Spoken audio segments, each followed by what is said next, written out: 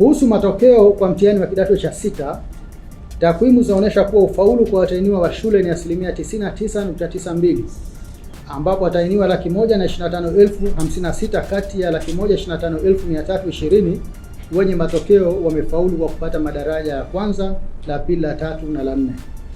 Mwaka 25 watahiniwa 125,779 sawa na 99.95% ya watahiniwa wa shule walifaulu, na mwaka 24 watahiniwa 103,252 sawa na 99.92% walifaulu.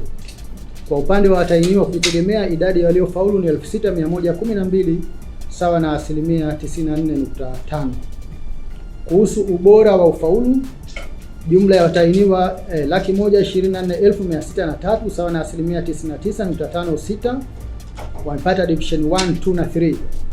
Mwaka 25 waliopata division 1, 2 na 3 walikuwa 125,375 sawa na 99.62%. Mwaka 24 walikuwa 102,719 sawa na 99.4%, na mwaka 23 walikuwa 95,442 sawa na 99.3%.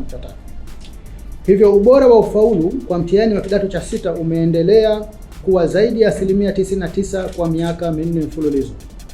Idadi ya watahiniwa waliopata daraja la kwanza mwaka 26 ni 67,696 sawa na 54.1% ya watahiniwa wote, ikiwa ni ongezeko la 5.52 ikilinganishwa na mwaka 25 ambapo watahiniwa waliopata daraja la kwanza walikuwa 61,120 sawa na 48.6%.